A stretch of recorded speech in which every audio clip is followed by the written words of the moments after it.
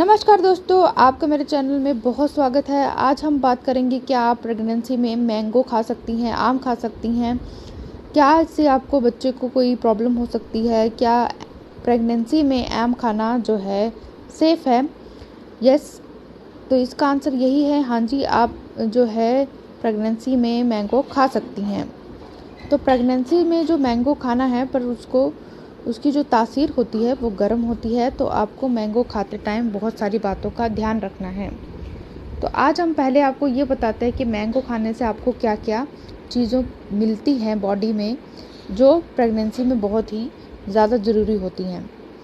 सबसे पहले आता है, प्रेगनेंसी में आम खाने से आपको iron, vitamin C, vitamin A, vitamin B6, potassium, folic acid और इसमें सबसे ज़्यादा महत्वपूर्ण बात कि मैंगो में फाइबर की मात्रा बहुत ही ज़्यादा अच्छी होती है।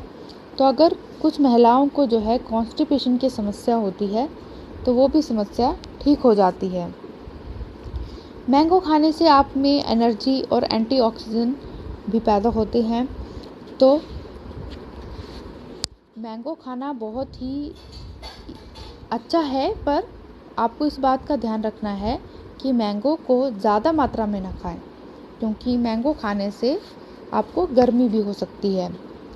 प्रेगनेंसी में कुछ लेडीज़ को ऐसे भी देखा गया है कि उनको डायबिटिक मतलब उनको शुगर की प्रॉब्लम होती है। तो जिन लेडीज़ को प्रेगनेंसी में डायबिटीज़ का इशू है उनको मैंगो बिल्कुल भी नहीं खाना है, उनको बिल्कुल भी डॉक्टर मना करता है मैंगो खाने के लिए। जिन महिलाओं में तीसरा मंथ स्टार्ट हो गया है तो हमको तीसरे महीने से लेकर 9वें महीने तक अधिक कैलोरीज की ज़रूरत होती है। तो मैंगो एक रिच सोर्स ऑफ कैलोरीज का काम करता है। अगर आप अपनी इम्यूनिटी को बूस्ट करना चाहती हैं तो भी हमारा मैंगो इसमें बहुत ही हेल्प करता है। मैंगो में फॉलिक एसिड भी होता है और आपने देखा होगा जो डॉक्टर्स हैं तीसरे महीने में लेडीज़ को मैक्सिमम फॉलिक एसिड स्टार्ट करते हैं। तो मैंगो जो है वो rich source of folic acid भी है, और जैसे मैंने आपको बताया पहले भी, मैंगो में आयरन भी पाया जाता है। तो मैंगो की इन गुणों की वजह से प्रेग्नेंट लेडी उसको खा सकती है, पर इस बात का आपको ध्यान रखना है कि मैंगो को एकदम जो है वो रेगुलर ना खाएं।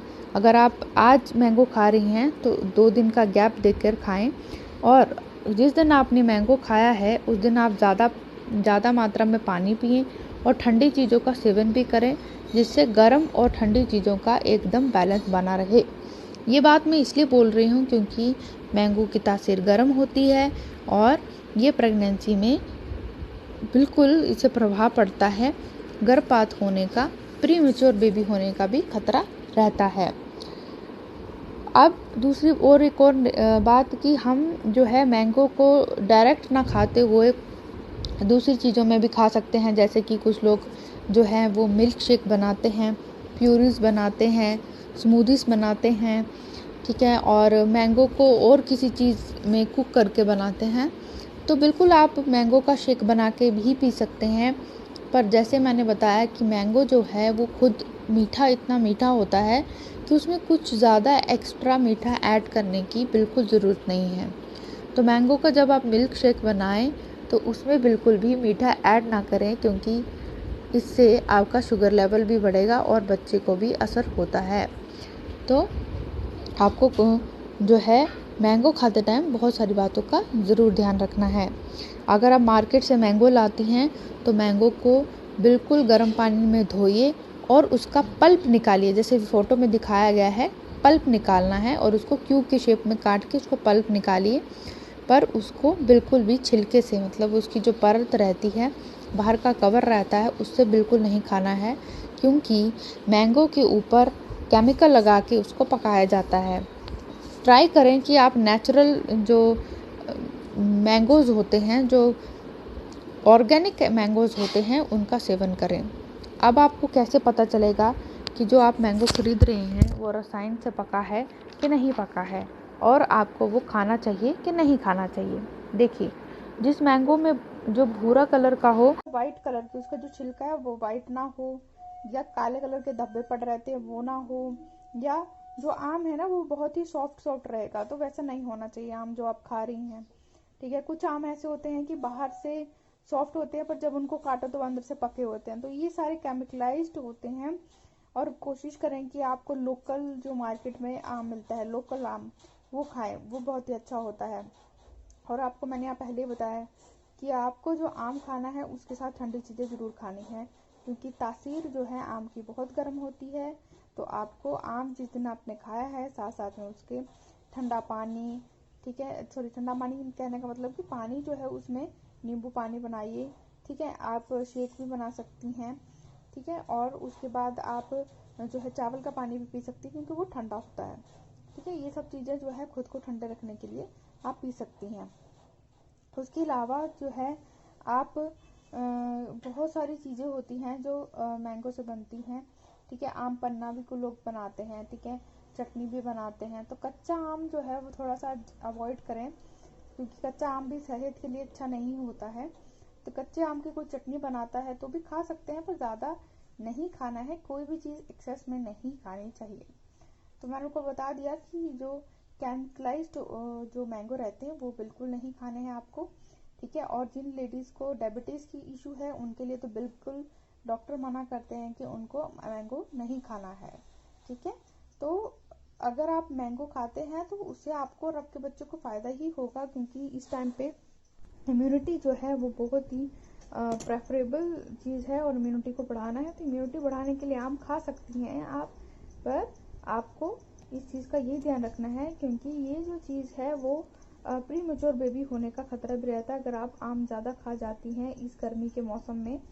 तो आपको जो है खुद को ठंडा भी रखना है, आम खाना भी है पर खुद को ठंडा भी रखना है। तो नारियल पानी पीजिए, नारियल पानी बहुत ही अच्छा होता है। अगर कुछ लेडीज़ को कि इम्यूनिटिक फ्लूइड जो होता है वो फ्लूइड अगर कम है, ठीक है, आपके उसमें बेबी जो पार्ट रहता है इम्यूनिटिक फ्लूइड के अराउंड ही रहता है बेबी, तो इम्यूनिटी फ्लूइड अगर कम है तो वो भी एक इशू है, और इम्यूनिटी फ्लूइड ज़्यादा है वो भी एक इशू रहता है। तो अगर आपको इस बारे में जानना है इम्यूनिटी फ्लूइड के बारे में, वो क्या होता है और बच्चे के चारों तरफ कौन सी चीज़ रहती है जिससे बच्चा ग्रो करता है, तो उसके बारे में आपको सब बताऊंगी मैं। आप कमेंट कीजिए आपको कौन से टॉपिक पे डिस्कस करना है।